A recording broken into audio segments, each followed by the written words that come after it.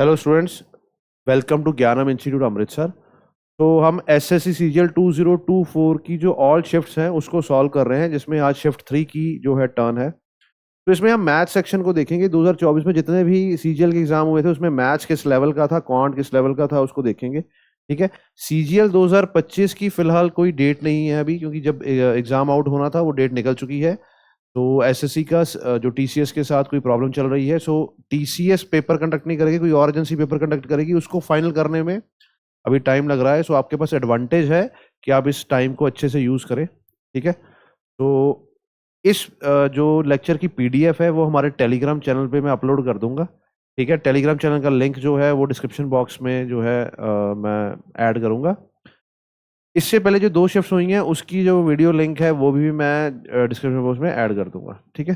चलो अभी question solve करते हैं। शिफ्ट 3 का फर्स्ट क्वेश्चन जो है, ये कह रहे हैं स्टॉक पोर्टफोलियो है जिसमें 4 स्टॉक्स हैं हमारे पास। ठीक है। जो 4 स्टॉक्स हैं वो हैं ए, बी, सी, डी। अब जो पहला स्टॉक है उसकी वेटेज है हमारे पास 20% और ये रिटर्न दे रहा है 6% का। ठीक है। जो सेकंड स्टॉक है उसकी वेटेज है 30% की और वो रिटर्न दे रहा है 8% का। जो थर्ड स्टॉक है हमारे पास उसकी वेटेज है 20% की और ये रिटर्न दे रहा है हमारे पास 4% का।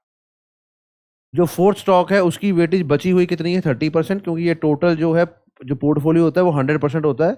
उसमें जो आपकी रिटर्न है वो नेगेटिव रिटर्न है 5% का। सो मैं यहाँ लिखूंगा 5%। अब हम क्या करेंगे, अब हम इसको करेंगे मल्टीप्लाई। 6 2 12, यहाँ आ जाएगा 120, 8 3 24, यहाँ आ जाएगा 240, 4 2 8, यहाँ आ जाएगा 80, 5 3 15, यहाँ आ जाएगा 150 नेगेटिव में।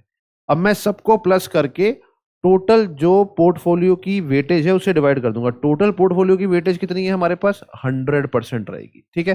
सो इसको अगर मैं प्लस करूं, देखो दिस इज 120 और ये 80, 200, यहाँ 200, 440। 440 में से हम माइनस करेंगे 150, तो यहाँ पे मेरे पास आएगा 290। अब जो इसका सम आया 290, इसको डिवाइड कर देंगे हम 100% के साथ। अगर मैं 100 से डिवाइड करूंगा तो जीरो कट गया, ये जीरो यहाँ एडजस्ट होगा। हमारी जो वेटेड एवरेज है वो आ जाएगी 2.9%। Average return of the portfolio क्या आ जाएगा, 2.9%। ठीक है जी। चलो नेक्स्ट क्वेश्चन देखते हैं। सिंप्लीफिकेशन का क्वेश्चन है, तो हम यहीं से सॉल्व करने की कोशिश करते हैं। देखो 7 और ये 7 कितने होते हैं, 14। 14 में से 4 गए तो बचे 10। यहाँ 7 है, यहाँ -10 है करली ब्रैकेट्स के अंदर, तो ये क्या, यहाँ क्या होगा, -3। -3, अब ये ब्रैकेट खुले ही करली ब्रैकेट, तो ये माइनस ऑलरेडी है। सो -3 माइनस क्या हो जाएगा यहाँ पे +3। ये जो ब्रैकेट्स है खुल गई। इसके बाद क्या लिखा हुआ है, +14। इस साइड आएंगे तो ये क्या आ गया, 11, ये आएगा 11। ये ब्रैकेट खुली, 7 -11 है यहाँ पे, 7 -11। ठीक है। ये 7, ये -11, ये माइनस था, यहाँ माइनस का प्लस हो गया 3 और +14 है। ठीक है। ये हमारे पास स्क्वायर ब्रैकेट के अंदर अंदर है और ये 13 इसमें से कर रहा है माइनस, जो कि स्क्वायर ब्रैकेट से बाहर है। तो अगर हम इसकी बात करें तो मेरे पास 14 और 3 कितने होते हैं, 17। 17 और 7 होंगे 24। 24 में से अगर मैं 11 माइनस करूंगा तो मेरे पास क्या बचेगा, 13। सो 13 में से 13 माइनस करेंगे, हमारा आंसर आएगा 0। तो अपना ऑप्शन है थर्ड ऑप्शन। ठीक है। इजी क्वेश्चन था ये। नेक्स्ट क्वेश्चन देखते हैं। डाटा इंटरप्रिटेशन के टेबुलर फॉर्म में क्वेश्चंस बहुत हैं। इसी सेट में 3 क्वेश्चंस हैं टेबुलर फॉर्म में। ठीक है। सो पर इजी है। The given data shows a number of pages printed by 4 printers in 3 days. 3 days, Friday, Saturday, Sunday. 4 printers हैं, प्रिंटिंग मशीन्स हैं। अगर वो प्रिंटर्स हैं डिफरेंट, वो प्रिंट कर रहे हैं इतने पेजेस। ठीक है। यहाँ पे 10,230 है, पॉइंट नहीं आएगा। ठीक है जी। If the total number of the pages printed by all the given printers together on Wednesday was 15% more than the total number of the pages printed by all the given printers together on Saturday। कह रहा है कि जो Saturday को सारे printers ने जो print किया है यहाँ पे ऑल टुगेदर, जितना टोटल किया है इससे 15% ज्यादा किया है, कब, वेडनेसडे को, सबने मिलके। ठीक है। सो हमने क्या बताना है, total number of the pages printed by all the given printers on Wednesday. So Wednesday का डाटा नहीं है, पर वो बता रहा है कि जो सैटरडे को किया है सारा मिलके इससे 15% ज्यादा है। तो मैं सबको प्लस कर लूंगा एक बार। मेरे पास यहाँ पे 11,230 है, फिर मेरे पास है 8,540 है, फिर यहाँ पे है 6,580, फिर मेरे पास है 7,890। यहाँ हो गया 24, ये यहाँ पे 0 आ जाएगा, 5 और 4 10 14 और 8 इज 22।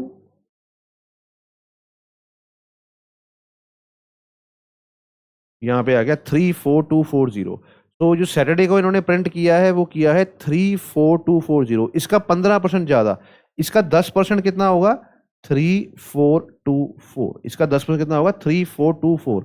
अब इसमें 5% और ऐड करना है, ये 10% की वैल्यू है, मेरे को 15 करनी है। 5 की कितनी होगी इससे हाफ, 1712। सो इतने नंबर मेरे को ऐड करने हैं इसके अंदर। 5136 हो, 5136 करते ही हमारा आंसर आ जाएगा। यहाँ पे आ गया 76। तो 76 किस में ऑप्शन है, इसमें है 39 वाले में। ठीक है, सो मेरे पास आ गया 3939376 इज आंसर। सो 39376 है। ठीक है जी, सिंपल मल्टीप्लिकेशन परसेंटेज जो है रेशो वगैरह इसमें यूज होती है डाटा इंटरप्रिटेशन में। ठीक है जी।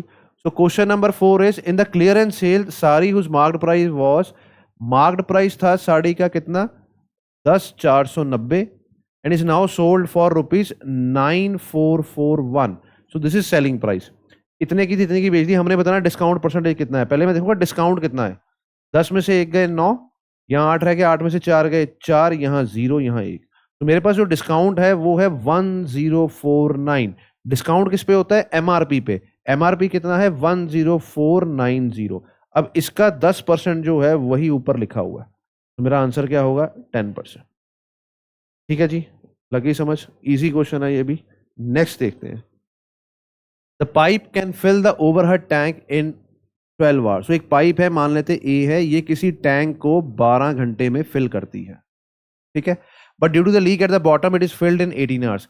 अब क्योंकि लीक डेवलप हो गया, देखो इसको हम ऐसे करते हैं,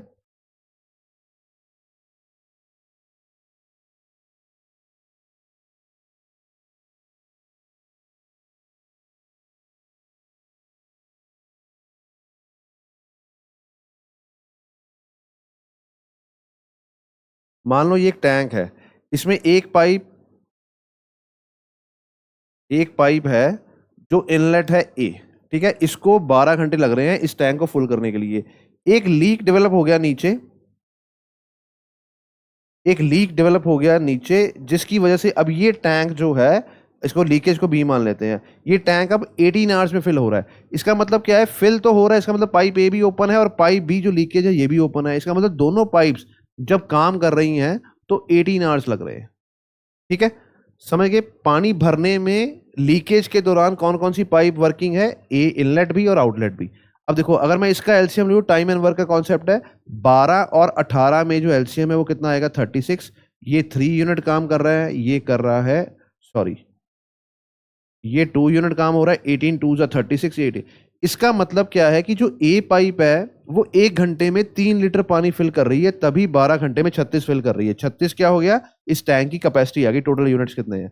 तो ये हर घंटे 3 लीटर कर रहे हैं। पर जब लीकेज पाइप ओपन है तो हर घंटे सिर्फ 2 लीटर पानी ही एंटर हो पा रहा है, पानी सस्टेन कर पा रहा है। ए की तो खुद की जो एफिशिएंसी है वो 3 है, ए की खुद की एफिशिएंसी कितनी है 3 की, पर जब ए में बी ऐड हो रहा है तो कितनी एफिशिएंसी बन रही है 2। इसका मतलब अगर ये 3 है तो बी की एफिशिएंसी कितनी होगी -1। -1 का मतलब होता है कि ये 1 घंटे में 1 लीटर पानी जो है वो एग्जिट करवा रहा है। अब क्वेश्चन ये है कि अगर टैंक को फुल कर देंगे तो ये जो लीकेज है ये कितने घंटों में इसको एम्प्टी कर देगी। जो टैंक है वो 36 लीटर का है, ये 1 घंटे में 1 लीटर पानी निकालता है। 36 लीटर निकालने के लिए कितना टाइम लगेगा, 36 आवर्स लगेंगे। ठीक है जी, इजी क्वेश्चन है, हालांकि ये क्वेश्चन देख के हो जाता है, पर मैं आपको पूरा जब आपकी प्रैक्टिस होगी तो आप देख के बता सकते हैं कि इसका आंसर क्या होगा। ठीक है, इसका जो एलसीएम 36 आता है, 12 3 और 18 2 डिफरेंस 1 का आता है। सो बी की एफिशिएंसी, लीकेज पाइप की एफिशिएंसी 1 है। जितना हमारे पास कैपेसिटी रहेगी टैंक की उतना टाइम लगेगा उसको खाली करने में। ठीक है जी, चलो नेक्स्ट क्वेश्चन देखते हैं। Two triangle E F G and H I J are congruent. देखो कॉन्ग्रुएंट का मतलब होता है having same shape and size. जब साइज और शेप सेम हो तो वो ट्राइंगल एक जैसे होते हैं। ठीक है, तो वो कह रहा है कि अगर इसका ई एफ जी का एरिया 124 है तो बताओ एच आई जी का क्या होगा। जब shape and size he same है, एंगल ही कॉन्ग्रुएंट है, तो एरिया भी क्या है सेम होता है। सो मेरे पास आंसर क्या आएगा 124। ठीक है जी, चलो नेक्स्ट क्वेश्चन देखते हैं। Let a plus B is equal to 2 then which of the following expression is true. So मेरे को बता रहा है कौन सा एक्सप्रेशन ट्रू है। देखो अगर मैं इसका दोनों साइड स्क्वायर कर दूं तो मेरे पास a square plus B square आएगा, ठीक है, a square plus B square.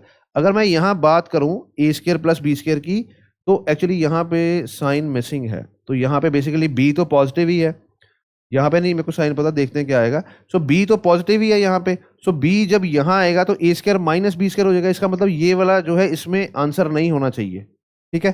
सो यहाँ पे अगर मैं बात करूं तो ये भी a माइनस बी स्क्वायर, वो भी a माइनस बी स्क्वायर, ये भी a माइनस बी स्क्वायर। इसका मतलब क्या है, कहीं ना कहीं माइनस जो b है उसको मेरे को देखना पड़ेगा, या फिर एक और चीज क्या है कि मैं कैसे देख सकता हूं, ऐसे नहीं देखेंगे, हम देखेंगे कि ये अगर मैं इसका स्क्वायर करूं तो a square plus B square plus 2ab आएगा। मेरे पास क्या है 2ac bc bc और यहाँ पे तो है ही नहीं, ठीक है। तो इसका मतलब क्या है कि ऐसे जो है स्क्वेयरिंग नहीं कर सकते। हम कैसे स्क्वेयरिंग करेंगे ध्यान से देखना। मैं इसको ऐसे लिख सकता हूं कि a plus B is equal to C plus C, 2c को c प्लस सी लिख दिया, एक c इस साइड ले आओ a माइनस सी, एक c उस साइड ही रहने दो, यहाँ पे b कर दो माइनस। अब इसकी मैं स्क्वेयरिंग करूंगा, अगर मैं दोनों साइड स्क्वेयर करूंगा तो देखो यहाँ पे क्या आएगा a square plus C square minus 2ac, यहाँ क्या आएगा c square plus B square minus 2bc। अब देखिए कोई चीज कट हो रही है कॉमन, a यहाँ पे तो है वहां पे है ही नहीं, c पॉजिटिव वहां पे भी पॉजिटिव है, c स्क्वायर से c स्क्वायर कट गया, सो बचेगा क्या a स्क्वायर, ये 2ac है वो bc है, minus 2ac is equal to B square minus 2bc। So मेरे पास अब a स्क्वायर बी स्क्वायर दोनों है, a स्क्वायर बी स्क्वायर दोनों है, जो a स्क्वायर के साथ ac है वो नेगेटिव में होना चाहिए, ये पॉजिटिव में ये नहीं होगा। तो a स्क्वायर के साथ देखो bc है, ये 2ac, जो 2ac अगर यहाँ नेगेटिव है वहां जाके प्लस हो गया, तो थर्ड ऑप्शन मेरे को लग रहा है। अगर मैं लिखूं a स्क्वायर, ये इधर प्लस करेंगे तो 2bc, बी स्क्वायर मैं करूंगा तो यहाँ पे जाके क्या होगा प्लस 2ac। अब देखो a square plus 2bc, a square plus 2bc, B square plus 2ac, हमारा आंसर क्या आ जाएगा थर्ड, बाकी चेक करने की जरूरत नहीं है, ठीक है, एक ही आंसर जो है मैच करवाएंगे। नेक्स्ट क्वेश्चन करते हैं। If the two equation 4x plus k minus Y k minus 2y plus 3 अगर ये पैरेलल हैं, सो पैरेलल में क्या होता है ध्यान से सुनो। अगर मेरे पास ये इक्वेशन है ax plus B Y plus C is equal to 1, मान लो ax1 by1, तो मेरे पास यहाँ आएगा ax2 plus by2 plus c is equal to 2, c1 c2 लिखो यहाँ पे, ठीक है। अगर ये पैरेलल है तो इसमें हम जो इसका रिजल्ट है, जो हमारे पास वेरिएबल्स हैं इनके कोफिशिएंट क्या होते हैं, ये यहाँ पे भी a1,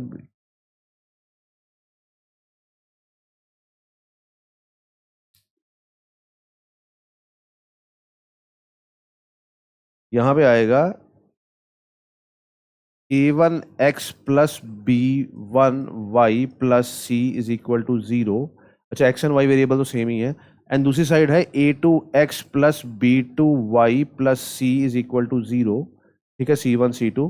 सो इसमें अगर ये दोनों इक्वेशंस में पैरेलल हैं, लाइंस जो हैं वो पैरेलल हैं, तो हम कहते हैं कि जो a1 बाई a2 है वो बराबर है b1 b2 के, but it is not equal to c1 and c2। ये किसकी प्रॉपर्टी है, दो इक्वेशंस के पैरेलल होने की, ठीक है जी। दो इक्वेशंस के पैरेलल होने की क्या प्रॉपर्टी है कि a1 upon a2 b1 by b2 and is not equal to c1 by c2। तो अब इसमें अगर देखूंगा अगर मैं दो इक्वेशंस में, सो x का वेरिएबल, यहाँ x का वेरिएबल लिखा है मैंने, x का सॉरी कोफिशिएंट लिखा है मैंने, x का कोफिशिएंट कितना है 4, यहाँ x का कोफिशिएंट कितना है k माइनस 2, ठीक है। अब दिस इज इक्वल टू, अब जो है मैं y के कोफिशिएंट लिखूंगा, y के कोफिशिएंट क्या है, वहां y का कोफिशिएंट है k माइनस 2, यहाँ y का कोफिशिएंट क्या है 9, तो ये आ गया 9। तो अगर इसमें सॉल्व करूं तो मेरे पास कितना आ जाएगा 36, यहाँ आ जाएगा k माइनस 2 का क्या आ जाएगा होल स्क्वायर, या मैं कहूंगा कि k की वैल्यू, k माइनस 2 की वैल्यू कितनी है प्लस माइनस 6। अब k की दो वैल्यूज हो सकती हैं, या तो पॉजिटिव 6 में 2 ऐड होगा, प्लस 6 में 2 ऐड होगा तो क्या आएगा 8, या फिर k माइनस 6 में प्लस 2 ऐड करेंगे तो क्या आएगा -4, ठीक है जी। अब मेरे को वैल्यू बतानी है k स्क्वायर प्लस 6 की। अब k स्क्वायर कितना है मेरे पास 8 है, अगर मान के चलूं तो 8 का स्क्वायर कितना होगा 64 प्लस 6 इज 70, तो 70 जो है हमारे ऑप्शन में है। अगर मैं इसकी बात करूं -4 की, तो -4 का स्क्वायर कितना होगा 16 प्लस 6 इज 22, ये आंसर नहीं दे रखा। सो बेसिकली इसने क्या किया है कि नेगेटिव वैल्यू k की नहीं ली, तो इसने पॉजिटिव वैल्यू ली है, तो मेरा आंसर क्या होगा 70। ठीक है जी, लगी बात समझ। चलो नेक्स्ट क्वेश्चन देखते हैं।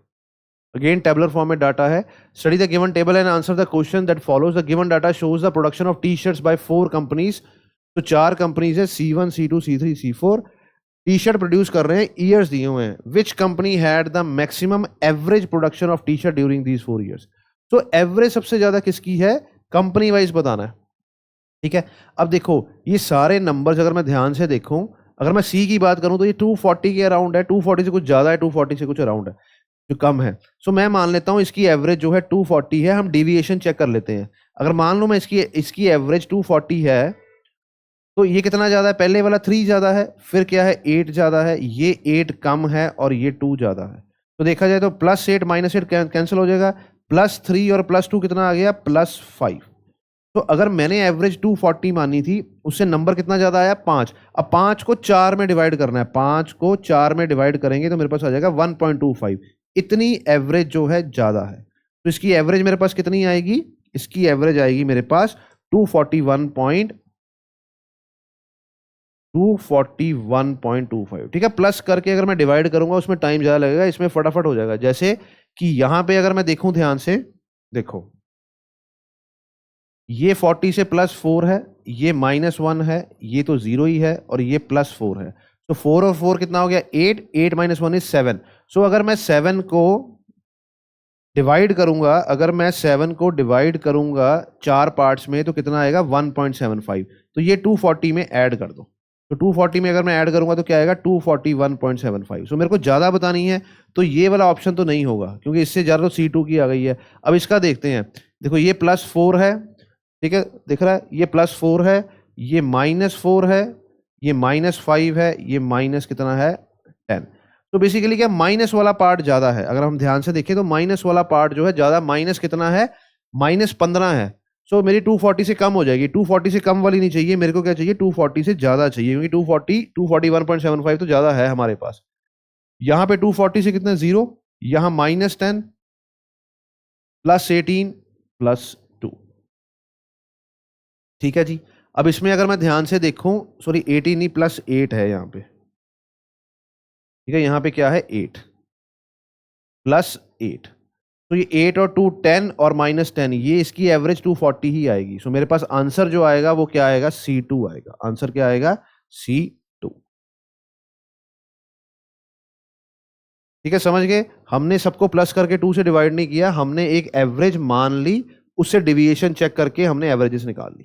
ठीक है जी, चलो नेक्स्ट क्वेश्चन देखते हैं। कहता है if X Y Z are the positive number. तो मेरे को जो सपोज करना है वो पॉजिटिव नंबर्स हैं।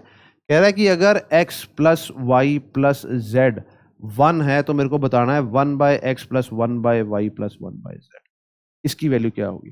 देखो अगर तो प्रॉपर तरीके से चले हम, तो इसको अर्थमेटिक मीन और हार्मोनिक मीन से करना होता है इसका। ठीक है जी, जो अर्थमेटिक मीन है वो greater than equal to harmonic mean होता है, उससे हम निकालते हैं। पर ये क्वेश्चन जो है एसएससी बहुत बार पूछती है, एसएससी का फेवरेट क्वेश्चन है। इसको हम कैसे करते हैं, जो मेरे को पहली इक्वेशन दे रखी होती है ना, अब उसको ट्रू करने के लिए मैं इनको 3 हिस्सों में बांट देता हूं। मतलब 1 को मैं 3 हिस्सों में बांट दूंगा। x की वैल्यू कितनी आएगी 1/3 + 1/3, सबकी जो वैल्यू है मैं सेम ले लूंगा। उसने ये नहीं बोला कि सबकी ठीक हो सेम होगी कि नहीं। हम क्या करते हैं, इस नंबर को जितने वेरिएबल्स है उसमें तोड़ देते हैं, 1/3 1/3 1/3। अब इसको मैं प्लस करूंगा तो 1 आएगा।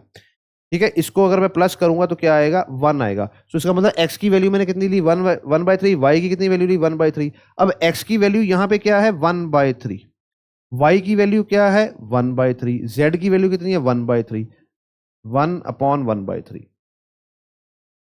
ठीक है, अब जो ये डिनोमिनेटर में अगर फ्रैक्शन हो तो ये रिवर्स होके ऊपर चल जाती है, इसमें आ जाएगा 3 + 3 + 3। हमारा आंसर कितना होगा 9। ठीक है, पेपर में ऐसे ही करना है, जो भी वैल्यू देगी उसको मेरे को इक्वल पार्ट्स में डिवाइड कर लेना है। ठीक है, तो 3 वैल्यू आ गई 1/3, तो मेरा जो आंसर होगा 3 + 3 + 3 9 होगा। ठीक है जी, चलो नेक्स्ट क्वेश्चन देखते हैं। मीन प्रोपोर्शनल निकालना है। मीन प्रोपोर्शनल की वैल्यू क्या होती है, याद रखना। अगर मेरे पास a और b दो वैल्यूज दे रखी हैं, तो इसका जो मीन प्रोपोर्शनल है वो होता है √AB। मेरे को दो वैल्यूज दे रखी हैं, सो मेरा मीन प्रोपोर्शनल होगा √of these 2 values, 8a² × 18/A4 का अंडर रूट, ये है हमारा मीन प्रोपोर्शनल। ठीक है, अब देखो यहाँ पे अगर मैं ए स्क्वायर की कटिंग करूं तो यहाँ -2, तो मेरे पास क्या बच जाता है, ए स्क्वायर। ठीक है, तो डिनोमिनेटर में बेसिकली मेरे पास ये अंडर रूट के अंडर है, तो ए निकल के आएगा, ए जो है वो यहीं आ रहा है बस।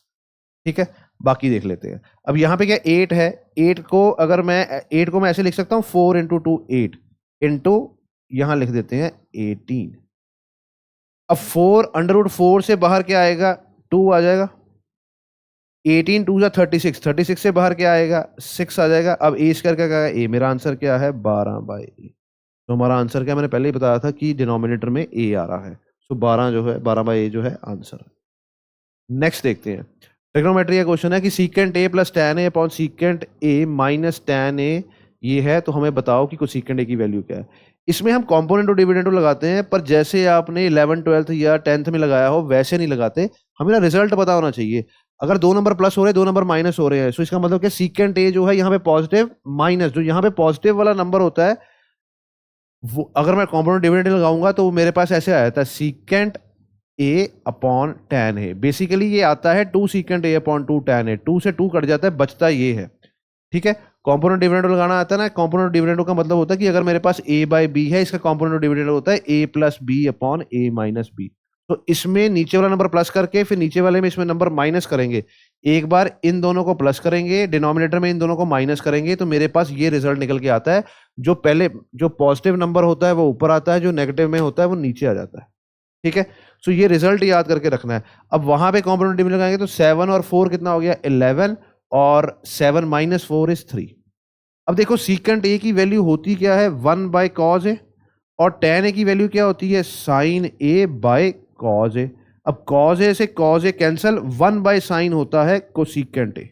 तो कोसीकेंट ए की ही वैल्यू पूछी उन्होंने मेरे पास, तो ये सारा जो है निकल के क्या आया कोसीकेंट ए के बराबर। सो कोसीकेंट ए की वैल्यू कितनी है 11/3। सो हमारा आंसर क्या आ जाएगा सी।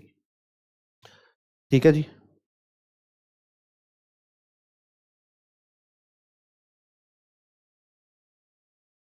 नेक्स्ट क्वेश्चन करते हैं कि Ramesh has deposited 18,000 rupees, he deposited 7,000 in a bank at the rate of 5%। तो 18,000 में से 7,000 डिपॉजिट किया at 5% rate, so this is principal, this is rate. 6,000 in other bank at the rate of 6% per annum if he received 1160 simple interest at the end of the year। so total interest जो इसको मिला वो मिला 1160 रुपए। Simple interest की बात करते हैं, वो कितना है 1160 रुपए, ये बोला हुआ as a simple interest. Then the rate of interest per annum on the rest of the capital is. So देखो कैपिटल टोटल हमारे पास 18,000 थी, अभी यहाँ पे कितनी हुई 7 और 6 13,000 हुई, बची कितनी 5,000। मेरे को बताना है कि ये 5,000 पे कितना रेट ऑफ इंटरेस्ट पड़ा कि टोटल इंटरेस्ट 1160 आ जाए। ठीक है, सो पहले मैं देखूंगा यहाँ पे इंटरेस्ट कितना आया। देखो ये है 7,000, इस पे 5% निकालना है, इसका 1% कितना होता है 70, और 5% कितना होगा 350। सो यहाँ पे जो इंटरेस्ट आया वो कितना आया 350 प्लस। अब यहाँ देखते हैं इसका 1% कितना होता है 60, 6% कितना होगा 360। अब इन दोनों को प्लस करेंगे तो मेरे पास आ जाएगा 710। इनका ब्याज 710 है, टोटल कितना आया 1160।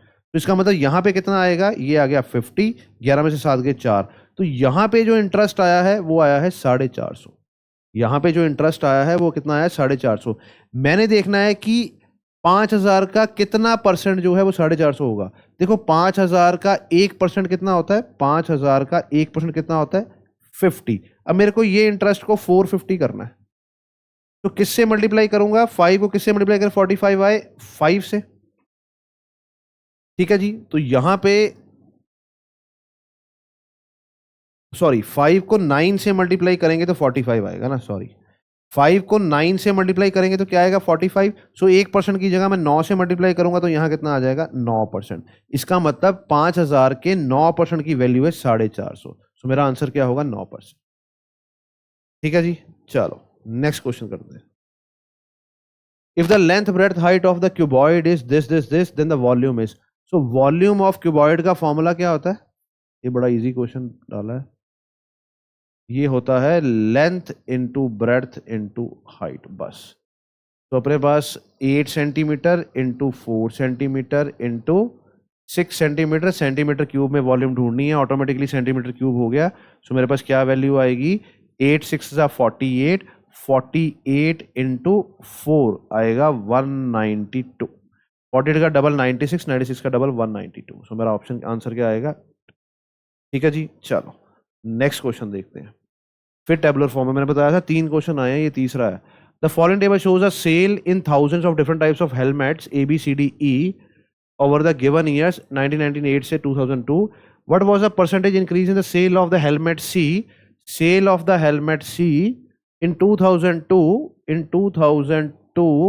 as compared in 1999. So ये कितना ज़्यादा है मेरे को बताना है। तो कितना ज़्यादा है? ये 14 ज़्यादा है। किसके ऊपर? 54 के ऊपर। ठीक है जी। सो अगर मैं इसको कटिंग करूं तो ये 7 ज़्यादा है 27 के ऊपर। ठीक है। सो इसको 100 से मल्टीप्लाई करेंगे तो मेरे पास आंसर आ जाएगा। सो 700 को अगर मैं 27 से करूंगा तो 2 सा कितना आ जाएगा? सारे 2 वाले हैं तो 2 ही आएगा। 54, यहाँ मेरे पास बचेगा 16016।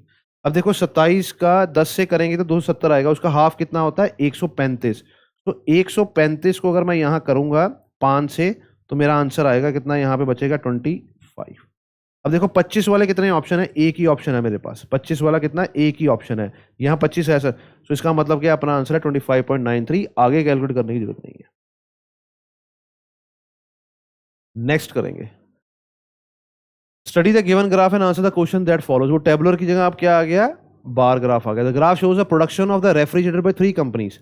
तो ये 3 कंपनी है ABC। ऑरेंज जो बार है वो बता रही है कितनी प्रोडक्शन हुई है, और ब्लू बार बता रही है कितनी कैपेसिटी है उनकी प्रोड्यूस करने की। ठीक है जी। So the refrigerator produce by company C, company C ने कितने रेफ्रिजरेटर प्रोड्यूस किए हैं? 150। Form what percentage of the total production? Total production कितनी हुई है? देखो 150 यहां हुई है, 190 एक हुई है,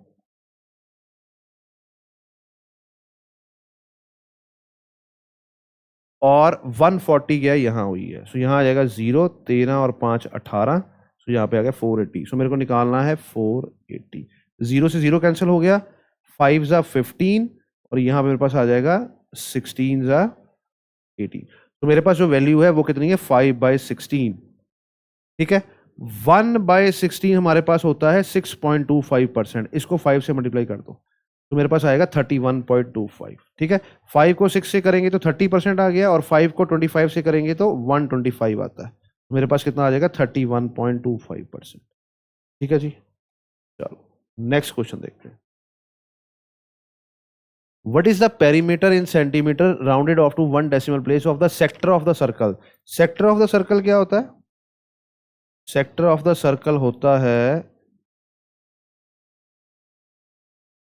ये अगर सर्कल है हमारे पास तो ये है सेंटर, तो ये होता है सेक्टर। जैसे मान लो इन्होंने बोला है सेक्टर एट 30 डिग्री ना, सो अगर मैं यहाँ पे 30 डिग्री का एंगल बनाऊं ये, ठीक है, तो मेरे को क्या बताना है? व्हाट इज द पेरीमीटर बताना है of the sector of a circle with the radius 10 centimetre. इसका रेडियस कितना है? 10 सेंटीमीटर का। ठीक है, और एंगल 30 पे हमने पेरीमीटर बताना है। पेरीमीटर का मतलब होता है कि ये पेरीमीटर मतलब इतने हिस्से की कितना लेंथ बनती है ये। ठीक है। सो मेरे पास 10 और 10 20 तो है ही है, मेरे को इस पोर्शन की वैल्यू निकालनी है। तो इस पोर्शन की वैल्यू निकालने का क्या तरीका है? 30/360 मींस टोटल में से टोटल पेरीमीटर कितना होता है इसका? 2πr। सो 2πr। अब 2πr का मेरे को कितना हिस्सा चाहिए? 360 में से 30 डिग्री चाहिए। ठीक है जी। सो क्या वैल्यू आएगी? पाई की वैल्यू उसने कहा 3.14 लेनी है। सो यहाँ पे अगर मैं कैंसिल करूं तो यहाँ मेरे पास क्या वैल्यू आएगी? 12। 1/12 इंटू 2 इंटू 3.14 इंटू रेडियस हमारे पास कितना है? 10 सेंटीमीटर का। ठीक है जी। सो यहाँ पे हमारे पास आ गया 6, यहाँ पे कट गया ये, यहाँ पे अगर मैं लिखूंगा 3 तो यहाँ लिख देंगे 5। ठीक है। सो अब मल्टीप्लाई करते हैं। 5 4 20, 2 0, 5 1 5, और यहाँ पे आ गया 7, 5 3 15। ये इसको डिवाइड करेंगे 3 से, प्लस क्या आएगा मेरे पास? 10 और 10 20। हमें पूरे पेरीमीटर बताना है, पूरे सेक्टर का। जितना पोर्शन आपको ये बोल्ड नजर आ रहा है ये सेक्टर है पूरा, इसका पेरीमीटर बताना है। तो मेरे पास जो यहाँ पे ये चीज निकल के आई है, ये इतना पोर्शन है, ये वाला L, length of the sector. ठीक है। सो यहाँ पे अगर करें तो 15 5 3 15, यहाँ 2 6 होता है और 1 0 3 प्लस 20, सो मेरा आंसर होगा 25.23 अप्रॉक्सीमेट 25.2। ये देखा, ये आंसर आ गया। सिंगल डेसिमल प्लेस तक चाहिए तो 25.2 आ गया। ठीक है जी, चलो।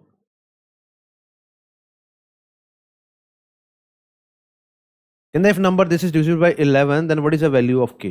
तो 11 की डिविजिबिलिटी में क्या करते हैं हम? ऑल्टरनेट नंबर चेक करते हैं। ऑल्टरनेट क्या है? 7 का ऑल्टरनेट 4 है, 4 का ऑल्टरनेट k का ऑल्टरनेट है 5। इसको प्लस कर लो।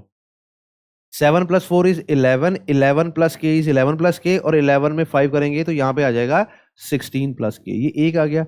सेकेंड ऑल्टरनेट क्या है?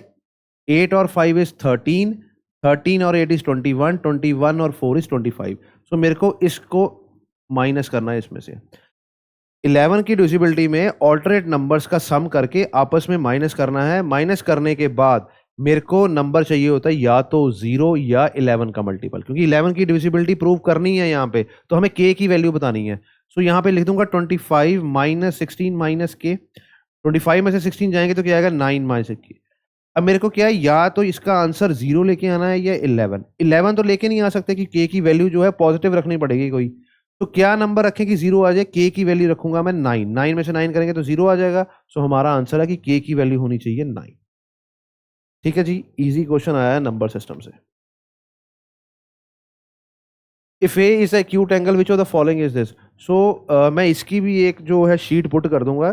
इसके रिजल्ट्स याद करने होते हैं आपको। साइन ए अपॉन 1 + कॉज ए जो होता है, साइन ए अपॉन 1 + कॉज ए जो होता है, ये सेम चीज ऊपर न्यूमरेटर में चल जाती है, साइन चेंज हो जाता है इसका, और ये चीज एज सच हम यहां लिख देते हैं। तो इसका आंसर है 1 - कॉज ए अपॉन साइन ए। ठीक है, रिजल्ट्स ही याद करने होते हैं इसके अंदर। चलो next question. If the angle P Q R, triangle है हमारे पास पी क्यू आर,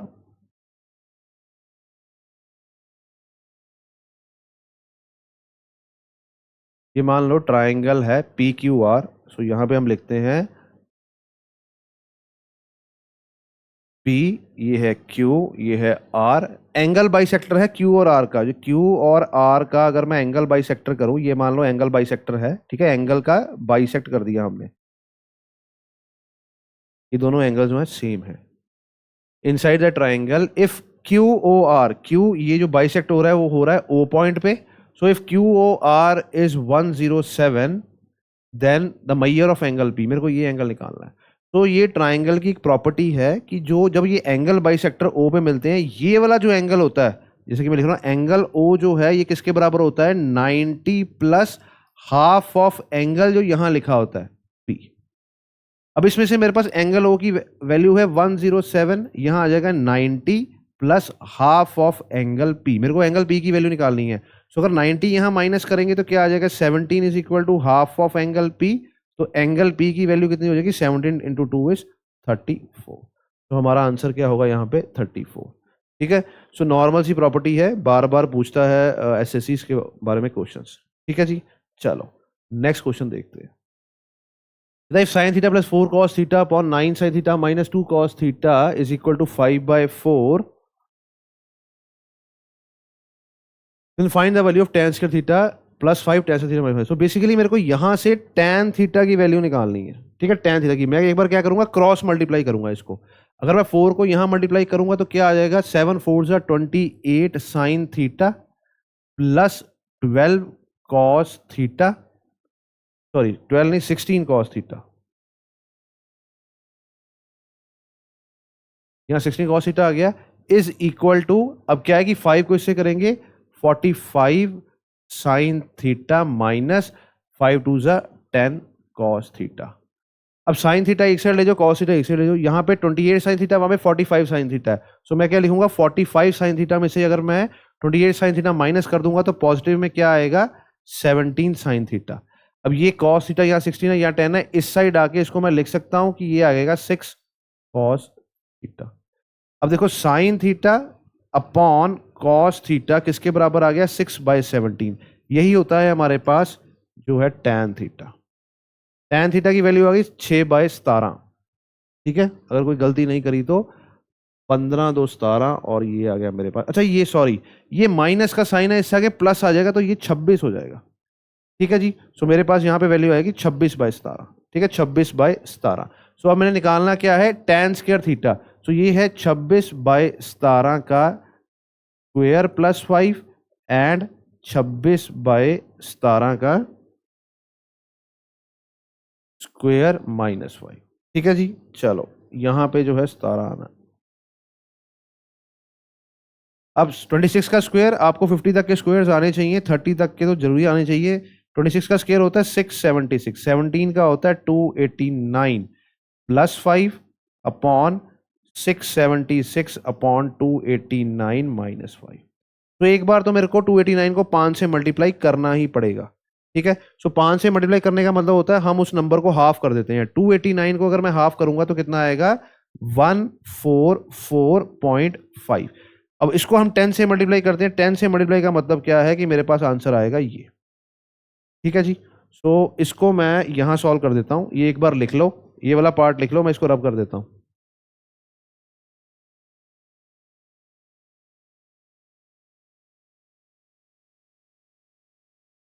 ठीक है, तो यहां आ गया 676 प्लस 1445। ठीक है, अपॉन 289। 289 जो है वो कैंसिल हो जाएगा, हम लिखेंगे नहीं पेपर में। ठीक है, सो 676 माइनस 1445 अपॉन 289। ये 289 से 289 कैंसिल हो जाएगा। यहाँ पे आंसर माइनस है, मेरा ऑप्शन माइनस में आएगा। ठीक है, सो ये दोनों ऑप्शंस नहीं होंगे। अब यहाँ पे अगर मैं प्लस करूँ, 6 और 5 11, यहाँ आ जाएगा 12, 4 और 6 10, 11 और ये आएगा 2121 वाला ऑप्शन है हमारे पास। तो 2121 वाला ये ऑप्शन नहीं आएगा, ये आंसर आएगा। न्यूमरेटर में आएगा 2121 अपॉन, अब इसको माइनस करूंगा अगर मैं तो कितना आएगा, 15 में से 6 गए 9। ठीक है, 15 में से 6 गए 9, 13 में से 6 गए 7 और यहाँ आ जाएगा 6, सॉरी 769। ओके,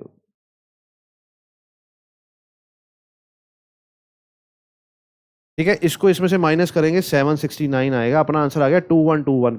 क्योंकि यहां पे जो है वो नेगेटिव साइन आएगा, ये ओवरऑल नेगेटिव साइन कैरी करेगा। ठीक है, सो हमारा आंसर है। नेक्स्ट क्वेश्चन देखते हैं। A dishonest shopkeeper claims to sell the salt at the rate of 25 per kg and cost price is also 25 kg. So इसका मतलब क्या है कि शॉपकीपर बोल रहा है कि वो जितने का सामान आ रहा है उतने का ही बेच रहा है, they are selling at the cost price, पर वो क्या कर रहा है, 200 ग्राम हर केजी में से कम तोल के दे रहा है। तो कितना एक्चुअल में उसको प्रॉफिट हो रहा है ये बताना है। तो इसमें मैंने आपको ट्रिक बताया हुआ है कि कितना कम तोल के दे रहा है वो लिख दो, ये होता है इसका प्रॉफिट। कितना एक्चुअल में तोल के दे रहा है, 1 केजी के पीछे 200 ग्राम कम तोल रहा है, तो एक्चुअल में कितना दे रहा है, 800 ग्राम। बस इसकी परसेंटेज निकाल लो। 1/4 जो है हमारे पास कितना आ जाएगा, 25%। ठीक है जी। चलो नेक्स्ट क्वेश्चन देखते हैं।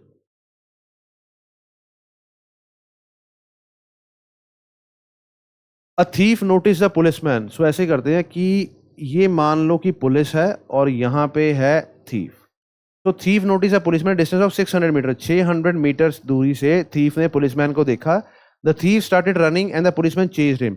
सो अगर ये थीफ है तो ऑब्वियसली ये इस साइड रन करेगा, पुलिस के ऑपोजिट साइड, और पुलिसमैन ने उसको चेज करना शुरू कर दिया।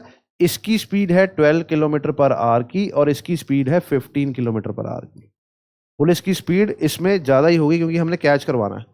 ठीक है, the thief and policeman are running at a speed of 12 and 15 kilometre पर respectively. Find the time in minutes. हमें टाइम बताना है मिनट्स में required for the policeman to catch the thief. ठीक है, सो बेसिकली जब ये सेम डायरेक्शन में दौड़ते हैं तो रिलेटिव स्पीड में हमारे पास क्या होता है, minus. So basically police thief को कैच करेगी by relative speed of 3 kilometre per hour. So 3 को अगर मेरे को मीटर पर सेकंड में करना है तो मैं लिखूंगा 5/18। तो बेसिकली यहाँ कितना आ जाएगा, 6। सो स्पीड जो है वो है 5/6 मीटर पर सेकेंड। ये है स्पीड। मेरे को बताना है टाइम। सो टाइम किसके बराबर होता है, डिस्टेंस अपॉन स्पीड के। डिस्टेंस कितना कवर करना है हमने, 600 मीटर का, और स्पीड कितनी है, 5/6। अब ये जो मेरे पास आएगा ये आएगा सेकंड्स में। उसने पूछा मिनट्स में, find the time in minutes. So seconds को अगर मिनट्स में कन्वर्ट करना है तो 60 से डिवाइड कर दे। तो ये जीरो से कट जाएगा, ये 6 इस 6 से कट जाएगा। 6 कितने 60 होता है, 12। तो इसका आंसर आएगा 12 मिनट। तुम्हारा आंसर कितना है, थर्ड। ठीक है जी। चलो नेक्स्ट क्वेश्चन देखते हैं। Find the area in centimeter of the sector whose perimeter, अब इसमें पेरीमीटर दे रखा है, अगेन सेम क्वेश्चन है, रिवर्स पूछा हुआ उन्होंने।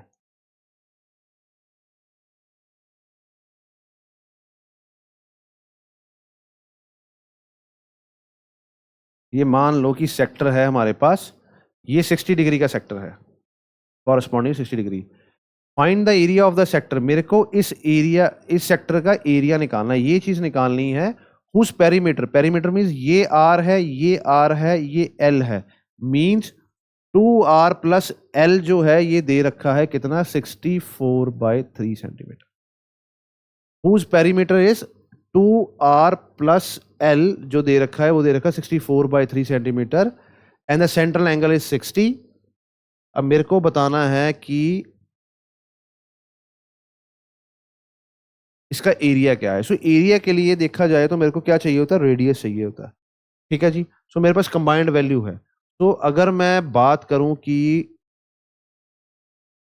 मेरे को पेरीमीटर दे रखा है, सो पेरीमीटर में मैं ऐसे कह सकता हूं कि एल की वैल्यू क्या होगी, 60/360 इंटू 2πr, ये होगी एल की वैल्यू, प्लस अगर मैं 2r इसमें ऐड कर दूं तो मेरे पास वैल्यू कितनी आ जाएगी, जो दे रखी है 64/3।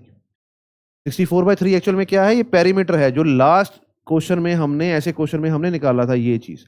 अब इसमें क्या है, दो तो आर है, एक एल है।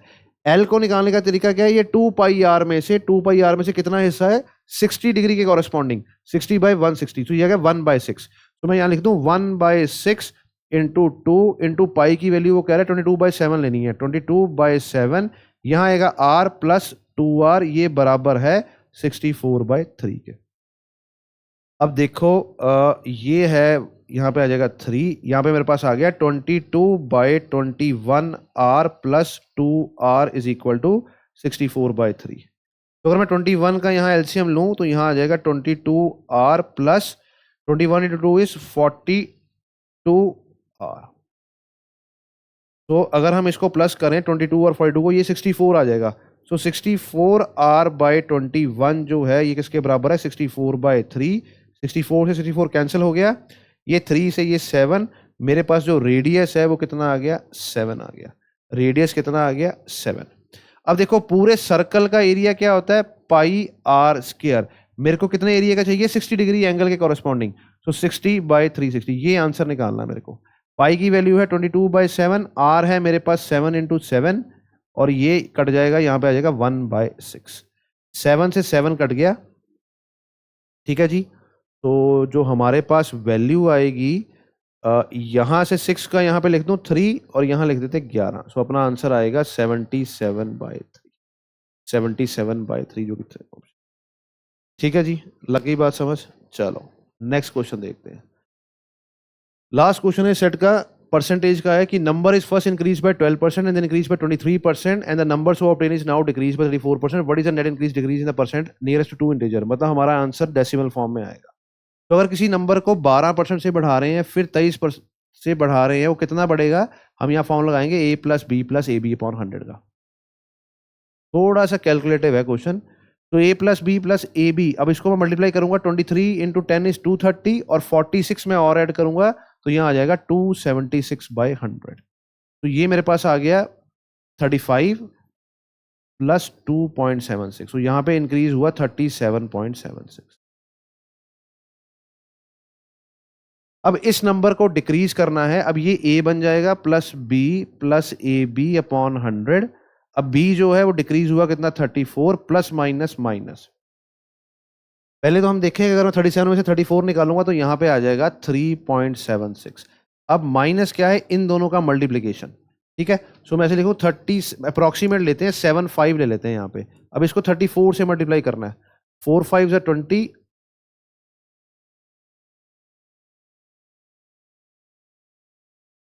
तो मेरे पास यहाँ पे आ जाएगा 151। चलो देखते हैं एक बार, 15 1 5,